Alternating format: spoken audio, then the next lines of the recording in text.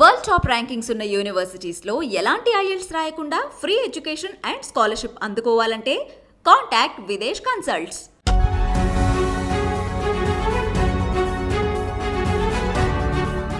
నమస్తే, నేను Kavitha. Welcome to I Dream news.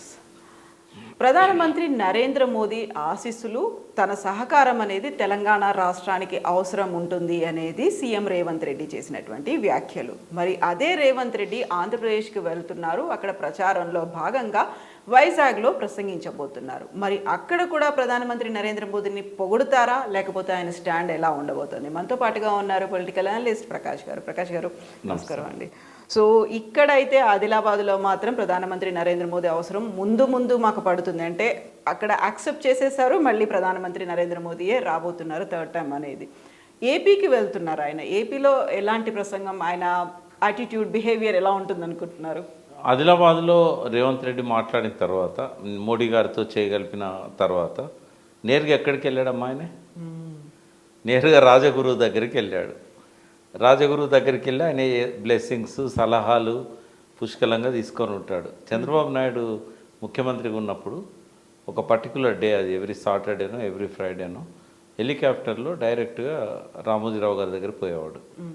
ప్రతి వారం ఆయన ఇచ్చిన అడ్వైజెస్, ఆయన సలహాలు మళ్ళీ వచ్చే వారం సమీక్షించుకోవడం. సో నిరంతరం ఆయన నడిపిండు ప్రభుత్వాన్ని పరోక్షంగా. సో రేవంత్ రెడ్డి గారు కర్టసీ కోసం పోయారా, లేకుంటే ఆయన సలహాలు అవసరమని పోయారా? మరి బీజేపీకి దగ్గరగా ఉంటూ తను ఏ రకంగా వ్యవహరించాలి, తన కాంగ్రెస్కి ఎట్లా వాళ్ళకు అనుమానం రాకుండా రెండింటిని ఎట్లా బ్యాలెన్స్ చేసుకోవాలి, ఆంధ్ర పాలిటిక్స్లో తను ఏం చేయాలి, ఈ విషయాలన్నిటి మీద డెఫినెట్గా సలహా తీసుకొనే ఉంటాడని నేను అనుకుంటున్నాను. రామోజీరావు తలబండిన రాజకీయ నాయకుడు. వాస్తవంగా ఆయన తెర వెనుక ఆయన ఉన్నా కూడా రాజకీయాలను శాసించిన వ్యక్తి, ఆయన నడిపించిన వ్యక్తి. పరోక్షంగా చంద్రబాబు ముందు పెట్టి, ఎన్టీ రామారావు గారిని ముందు పెట్టి, సో ఆయన బ్లెస్సింగ్ తీసుకొని పోతున్నాడు ఆంధ్రాకి. ఇప్పుడు ఆయన చేయాల్సింది ఏంటంటే, ఆంధ్రలో ఆయనకు ఒక చిక్కు సమస్య వస్తుంది. ఈయన ఉండేదేమో కాంగ్రెస్ పార్టీ. అవును, షర్మిల ఉంది అక్కడ. కాంగ్రెస్ పార్టీ ఆ ఫీల్డ్లో థర్డ్ పొజిషన్లో ఉంది ఆంధ్రలో. ముఖాముఖి పోటీలే జరుగుతాయి అక్కడ ఎక్కువగా. బీజేపీది కానీ, ఒకవేళ ఇండిపెండెంట్గా బీజేపీ పోతే, ఇండిపెండెంట్గా కాంగ్రెస్ పోతే వాళ్ళది పోటీలోనే ఉండరు ఎక్కడ. ఒక వ్యక్తులుగా ఎక్కడైనా వాళ్ళకి ఆ కరిష్మా ఉండి అట్లా వాళ్ళు నెగ్గుకు రావడానికి ఎక్కడన్నా 1-2 స్థానాలలో పోటీలో ఉండగలుగుతారేమో. కానీ ఒక పక్క జగన్, ఒక పక్కన పవన్ కళ్యాణ్ అండ్ చంద్రబాబు కూటమి ఎక్కువ ముఖాముఖి పోటీలు ఉంటాయి. అక్కడ తను మళ్ళీ కాంగ్రెస్కు పూర్వవైభవం తెస్తాము, తెలంగాణలో మిస్టేక్ చేసి తెలంగాణ ఇచ్చిన పార్టీని ఓడించి కేసీఆర్కు నాయకత్వం అప్పచెప్పిన వాళ్ళే పశ్చాత్తాపడి మళ్ళీ మాకు పట్టం కట్టారు. సరే, మీకు తెలంగాణ డివిజన్ చేయడం, రాష్ట్రాన్ని డివిజన్ చేయడం ఇష్టం లేక ఆ రోజు మీరు కాంగ్రెస్ని తిరస్కరించారు. ఏది ఏమైనా ఇప్పుడు 2 ప్రభుత్వాలు సెటిల్ అయినాయి. 2 ప్రాంతాలలో కూడా వాతావరణం స్తబ్దత ఉంది. కాబట్టి మళ్ళీ ఇందిరమ్మ రాజ్యం తీసుకురావడానికి, రాజన్న రాజ్యం అని అన్నారు. ఒకవేళ షర్మిల అంటే అంటారు, బట్ ఈయన ఏమంటాడంటే ఇందిరమ్మ రాజ్యం అని అంటాడు. ఇందిరమ్మ రాజ్యం తేవడానికి కాంగ్రెస్ను గెలిపించండి అని అంటాడు. ఎక్కడ కూడా తెలుగుదేశం పార్టీని నొప్పించాడు, చంద్రబాబు మీద విమర్శ చేయడు. అధికారంలో ఉన్నది జగన్ కాబట్టి ఆయన విమర్శలు జగన్ మీద ఉంటాయి. ఆయన సానుకూలత ఇందిరా రాజ్యాన్ని తీసుకొద్దాం, మళ్ళీ గరీబీ హఠావో లాంటి నినాదాలను మళ్ళీ తీసుకొచ్చి ఇందిరమ్మ ఇల్లు, ఇందిరమ్మ రాజ్యం, దాని చుట్టే తిప్పుతాడు ఆయన.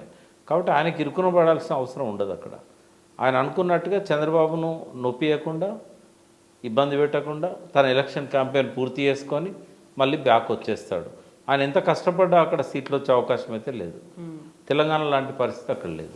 ఇప్పుడు రాజగురువు సలహాలు తీసుకున్నప్పటికీ అక్కడికి వెళ్తే మాత్రం రాజకీయంగా గురువు చంద్రబాబు నాయుడు అవుతారు. ఆంధ్రప్రదేశ్కి సంబంధించి చూస్తే తనని నొప్పించకుండా ఉండాలి, బీజేపీని టార్గెట్ చేయాలి, లేకుంటే జగన్ మీదే మాట్లాడాలి అనుకున్నప్పుడు అక్కడ ప్రజలకి అర్థం కాదా తెలంగాణలో ఎలా ఉంది సిచ్యువేషన్, ఏపీకి వచ్చాక ఎలా మారారు అనేది? అంటే అర్థం అవుతుంది, బట్ ఆయన పరోక్షంగా చంద్రబాబును బలోపేతం చేయాలంటే జగన్ను వీక్ చేయాలి. జగన్ వీక్ చేయడానికి షర్మిలను ఉపయోగించుకుంటారు. కాబట్టి జగన్ కూడా కాంగ్రెస్ పార్టీ నుంచి వచ్చిన వ్యక్తే. అంటే మళ్ళీ కాంగ్రెస్కు పూర్వవైభవం తేవాలని చెప్పి పాత కాంగ్రెస్ వాళ్ళు ఎవరైతే జగన్తో ఉన్న వాళ్ళు ఉంటారో, ఇటు కమ్యూనిటీ ఫీలింగ్ తీసుకొచ్చి షర్మిల క్రిస్టియానిటీ కానీ లేకుంటే తనకు ఆత్మీయ సంబంధం ఉన్న వాళ్ళు చాలామంది ఉంటారు. రాజశేఖర రెడ్డి గారి శిష్యులు చాలామంది ఉండి ఉంటారు. వాళ్ళందరినీ వాస్తవంగా అక్కడ షర్మిల రావడం అనేది ఆ స్ప్లిట్కు కొంత కారణమవుతుంది. అంటే ఆ కాంగ్రెస్ ఫ్యామిలీలో ఉన్న స్ప్లిట్ తనకు ఉపయోగించుకోవడానికి, అంటే జగన్కి అది వీక్ చేయడానికి పనికొస్తుంది. ఆ రకంగా రేవంత్ రెడ్డి ఎంత ఎఫెక్టివ్గా షర్మిలతోని జగన్కి అగనిస్ట్ క్యాంపెయిన్ చేస్తాడో అది ఇంకొక రకంగా చంద్రబాబుకు సపోర్ట్ చేసినట్టు, అది చంద్రబాబుకు చాలా మేలు చేసినట్టు. ఆయన స్ట్రాటజీ అంతా దాని చుట్టే ఉంటుంది. ఎక్కడ కూడా ఆయన పవన్ కళ్యాణ్ కానీ ఎక్కడ కూడా చంద్రబాబును కానీ ఒక మాట అనకుండానే తన పని ఎగ్గించుకొని వస్తాడు. ఆ స్ట్రాటజీ తీసుకుంటాడు ఆయన. తెలంగాణకి సంబంధించి షర్మిల అయితే క్యాంపెయినింగ్లో పాల్గొనలేదు, రేవంత్ రెడ్డితో కలిసి ఎక్కడ ఏ బహిరంగ సభల్లో కూడా కనిపించలేదు. బట్ రేవంత్ రెడ్డి మాత్రం ముఖ్యమంత్రి హోదాలో ఫర్ ద ఫస్ట్ టైం వెళ్తున్నారు, షర్మిల కోసం అక్కడ నిలబడుతున్నారు. సో ఎలా చూస్తున్నారు దీన్ని? అంటే పార్టీ నిర్ణయం కదా అది. ఇక్కడ ఆమె రానియద్దని ఆయన ఒక ఫర్మ్ డిసిషన్ తీసుకున్నాడు. వాస్తవంగా ఇంటర్నల్గా తెలిసిన విషయం ఏంటంటే రేవంత్ రెడ్డి అప్పుడు 4 వర్కింగ్ ప్రెసిడెంట్లలో ఆయన కూడా ఒక వర్కింగ్ ప్రెసిడెంట్గా ఉన్న టైంలో పిసిసి ప్రెసిడెంట్ ఎవరికి ఇవ్వాలనేది చాలా చర్చ జరిగింది కాంగ్రెస్లో. అప్పుడు డైరెక్ట్ సోనియా గాంధీ షర్మిలను అడిగింది, నువ్వు రామ్మా నీకు పిసిసి ప్రెసిడెంట్ ఇస్తాము అని. బట్ అప్పుడు వాళ్ళ బలాన్ని ఎక్కువ అంచనా వేసుకొని కాంగ్రెస్లోకి పోవడానికి ఇష్టపడలేదు. అప్పుడే పోయి ఉంటే రేవంత్ రెడ్డి పిసిసి ప్రెసిడెంట్ అయ్యే అవకాశం లేకుండే. బట్ ఎప్పుడైతే రేవంత్ ప్రెసిడెంట్ అయ్యాడో ఈయనకు తెలుసు అది మళ్ళీ ఈమె ఎప్పటికైనా నాకు థ్రెట్, ఈ ఉన్న సీనియర్స్నే ఎట్లా వదిలించుకోవాలనే దానిలో ఉన్నాడు. ఆమె యంగ్స్టర్, ఒక రాజశేఖర రెడ్డి డాక్టర్గా ఇప్పటికీ ఆమెకి ఇమేజ్ ఉంది. ఇంకో పవర్ సెంటర్ నాకెందుకు అని చెప్పేసి పాలేరులో ఆమె టికెట్ అడిగితే కూడా ఇవ్వకుండా అడ్డుపడ్డాడు. శ్రీనివాస్ రెడ్డిని తీసుకొచ్చి పోటీ పెట్టాడు. అక్కడ పాలేరులో వర్క్ చేసుకున్నది ఆమె. ఖమ్మంలో ఆమె జాగా కొనుక్కున్నది, ఇల్లు కట్టుకుంటానికి ప్రయత్నాలు చేసింది, క్యాడర్ను పెంచుకున్నది. ఫస్ట్ బహిరంగ సభ ఖమ్మంలో పెట్టింది. ఆమె తెలంగాణలో ఆమెకు రాజకీయ భవిష్యత్తు లేకుండా చేసి ఆమెను అక్కడికి అన్న మీద అస్త్రంగా ప్రయోగించాడు. వాళ్ళ కుటుంబంలోనే మరొక చీలికకు ఆమెను ప్రేరేపించాడు. బట్ ఆమెకు అంత రాజకీయ వ్యూహం ఉన్నదో లేదో నాకు తెలియదు, కానీ ఎందుకోసం కాంగ్రెస్లో పోవాల్సి వచ్చింది, ఎందుకు జగన్ ఆమె వ్యతిరేకిస్తున్నది, ఆమెకుండే ఇంటర్నల్ కుటుంబ తగాదాలా లేకుంటే ఈగో హర్ట్ అయిందా ఆమెకు ఏం తెలియదు మనకు. బట్ ఆమె తీసుకున్న డిసిషన్ కరెక్ట్ కాదు. ఫ్యామిలీ పరంగా చూసినప్పుడు పార్టీగా కూడా కాంగ్రెస్ పార్టీ కాడ ఉనికిని కాపాడుకోవడానికి షర్మిలను పెట్టిందని అనుకోవచ్చు. అంతకుముందు రఘువీరారెడ్డిని పెట్టారు, ఇంకెవరెవరినో పెట్టారు. బట్ ఫైనల్గా మాత్రం షర్మిల పోయిన తర్వాతనే కొంచెం మళ్ళీ కాంగ్రెస్ పార్టీకి ఒక ఊపిరి వచ్చింది అక్కడ. But third position BJP 4th ఉంటుంది అక్కడ. వీళ్ళిద్దరు ఇండిపెండెంట్గానే పోటీ చేస్తారు. ఈ జగన్తో కాంగ్రెస్ కలవదు, చంద్రబాబుతో బీజేపీ కూడా కలవనప్పుడు ఏమవుతుంది, ప్రధాన పోటీ చంద్రబాబు కూటమికి అండ్ జగన్ మధ్యలోనే ఉంటుంది. అయితే ఇక్కడ టీడీపీ అధినేత చంద్రబాబు నాయుడు, జనసేన చీఫ్ పవన్ కళ్యాణ్ ఢిల్లీలోనే ఉన్నారు. అక్కడ చర్చలు అనేవి కొనసాగుతున్నాయి, ఎడతెగకుండా సాగుతున్నాయి. రాష్ట్ర నాయకత్వం కూడా అక్కడే ఉంది. సో పొత్తు అనేది కుదరదా, కాంప్రమైజ్ కారా అక్కడెక్కడ? కాకపోవచ్చు అని నేను అనుకుంటున్నా. ఎందుకంటే జగన్తో సంబంధాలు ఏం బెడిసిపోలేదు కదా మోడీ గారికి.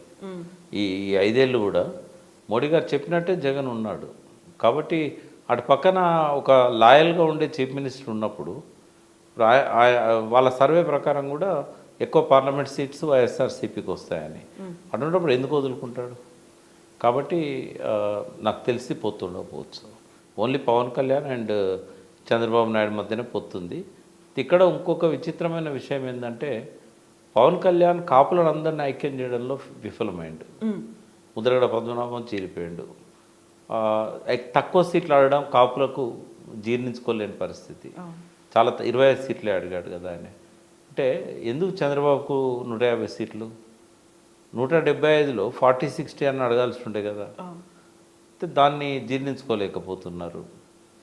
పవన్ కళ్యాణ్ వ్యక్తిగా మంచి సదాశయాలు ఉన్నవాడు, మంచి ఉత్సాహం ఉన్నవాడు, పట్టుదల ఉన్నవాడు. కానీ ఈ రాజకీయమైన వీటిలలో అతను తలబడిన వ్యక్తి ఏం కాదు. ఆయన ఉన్న ప్రజారాజ్యంతో పాటు 15 ఏళ్ల కింద ప్రజారాజ్యం పార్టీ పెట్టినప్పటి నుంచి అన్నతో ఉన్న తర్వాత తన జనసేన పెట్టి తను నిలబడ్డా కూడా ఈనాటి తరానికి ఒక తిరుగులేని నాయకుడిగా ఆయన ముద్ర వేసుకోలేకపోయాడు. పాత తరం నాయకులకు ఉన్న ఆలోచనలు ఆయనకు లేవు. తనంతా ఆయన చేగువేరేలాగా ఒక విప్లవాత్మక శక్తిగా పోల్చుకుంటాడు. కానీ ఆచరణలో అది సాధ్యమైతలేదు. పార్టీ అని అంటే ఇప్పుడు టీం అని అంటాం, together each achieve more. Pawan కళ్యాణ్లో టీమ్ స్పిరిట్ కనబడదు. నాదెండ్ల మనోహర్ తప్ప మూడో వ్యక్తి కనబడాడు. మీరు ఎవరన్నా అనలిస్ట్గా పిలుచుదామన్నా, ఆ పార్టీ నుంచి ఎవరన్నా స్పోక్స్ పర్సన్గా పిలుద్దామన్నా కూడా ఇంకో వ్యక్తి కనబడాడు. టీవీ ఛానల్ కూడా మళ్ళీ వైజాగ్కి వెళ్ళి సత్యనారాయణ గారిని కూర్చోబెడతారు, బొలిశెట్టి సత్యనారాయణ గారిని. అంటే ఎవరైతే కళ్ళ ముందు ఒక టీం కనబడాలి. ఇప్పుడు టీఆర్ఎస్ ఉంది, సరే కుటుంబ సభ్యులైనా హరీష్ కనబడతాడు, కేటీఆర్ కనబడతాడు, కవిత కనబడుతుంది, ఓ మల్లారెడ్డి కనబడతాడు, ఇంకొంతమంది నిరంజన్ రెడ్డి, జగదీష్ రెడ్డి, ఒక టీం కనబడుతుంది. కనీసం వాళ్ళు రాష్ట్ర వ్యాప్తంగా కాకపోయినా ఆ జిల్లాను ప్రభావితం చేయగలిగే నాయకులు కనబడతారు. కానీ పవన్ కళ్యాణ్ అది ఎందుకు క్రియేట్ చేసుకోలేకపోయాడు? 10 ఏళ్ళు అవుతుంది కదా జనసేన పెట్టి. 10 ఏళ్ళల్లో ఆయనకు జిల్లాకు 3 నాయకులను ఎక్స్పోజ్ చేయాల్సిన అవసరం ఉందని ఆయనకు అనిపించలేదు. ఓన్లీ కాపుల కోసం పెట్టలే కదా జనసేన, సబ్బండ వర్గాల కోసం పెట్టినా అని చెప్పుకున్నాడు ఆయన. సబ్బండ వర్గాల కోసం పెట్టినప్పుడు నీకు బీసీలలో, అక్కడ దళితులలో నీకు నాదెండ్ల మనోహర్ లాగా తన పక్కన ఉండగలిగే ఒక వ్యక్తి, ఒక నాయకుడు దొరకట్లేదా? అదే ఆయన బలహీనత. చంద్రబాబు నాయుడుకి ఏంటంటే అతి నమ్మకం. కాపులు కొంతైనా ఒక 30% తన దిక్కు వచ్చినా కూడా కమ్మలకు ఈ కాపులకు ఎప్పుడు పొసగదు. పవన్ కళ్యాణ్ ద్వారా అది నడుస్తున్నది. ఏమన్నా కొంచెం స్ప్లిట్ చేసుకోగలిగితే అది ఆ మేరకు జగన్ మైనస్ అవుతుంది, తనకు ప్లస్ అవుతుంది. కానీ ఆయన ఎత్తుగడల ముందు పవన్ కళ్యాణ్ ఎత్తుగడలు సరిపోతలేవు. పవన్ కళ్యాణ్ పార్టీని బలోపేతం చేయడంలో విఫలమైండు, సెకండరీ లీడర్షిప్ను క్రియేట్ చేయడంలో విఫలమైండు, కాపులను ఐక్యం చేయడంలో విఫలమైండు, కాపు నాయకులను తనతో తెచ్చుకోవడంలో విఫలమైండు. ఇవన్నీ బలహీనతల వల్ల మళ్ళీ జగన్ వచ్చే అవకాశాలు పుష్కలంగా కనబడుతున్నాయి. మీ లెక్కల ప్రకారం, మీ అంచనాల ప్రకారం ఇప్పుడు అక్కడ సిచ్యువేషన్ ఎలా ఉంది? పార్లమెంట్ స్థానాలు అంటే మెజారిటీ వైఎస్ఆర్సీపీకి వస్తాయి అనుకున్నప్పుడు అసెంబ్లీలో ఎలా ఉంది? ఆయనే ఒక కనిపించని శక్తులను తయారు చేశాడు జగన్. ఎంత పవర్ఫుల్ సిస్టమ్ అంటే వాలంటరీ సిస్టమ్ అనేది, వాలంటీర్స్ది. ప్రతి ఇంట్లో ప్రతి పెన్షనర్తో సంబంధం ఉన్నవాళ్ళు. ఇక్కడలాగా అకౌంట్లో లేదు. ఆయన ఇంటికి తీసుకెళ్ళి బెడ్ మీద పడుకున్నలతో ఏలుముద్రలు వేయించుకొని పెన్షన్లు ఇంటింటికి తీసుకుపోయి ఇచ్చేచ్చారు. ఆ నెట్వర్క్ పనిచేస్తుంది. అదంతా ఛేదిస్తామని అనుకోవడం పొరపాటు. అది ఈ ఆరోపణలు ఏవి కూడా వాళ్ళ చెవిన పడవు, అంత దూరం పోవు. సోషల్ మీడియా కానీ ఇవన్నీ ఒక చెక్కు చెదరని బలం జగన్కు ఉంది.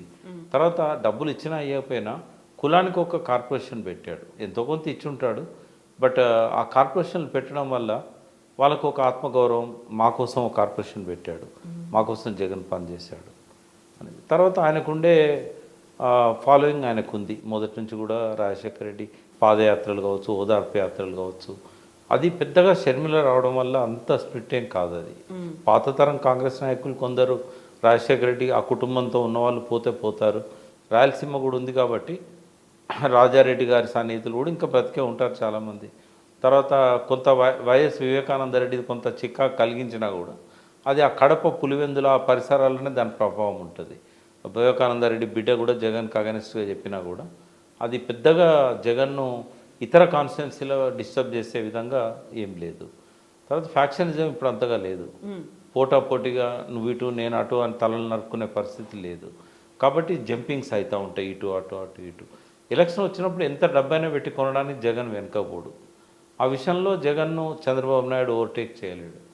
ఏ రకంగా చూసినా కూడా, ఏ ఈక్వేషన్తో చూసినా కూడా జగన్ మళ్ళీ వచ్చే అవకాశాలు కనబడతాయి. ఎస్ అండి, ప్రకాష్ గారు, థ్యాంక్ యూ సో మచ్.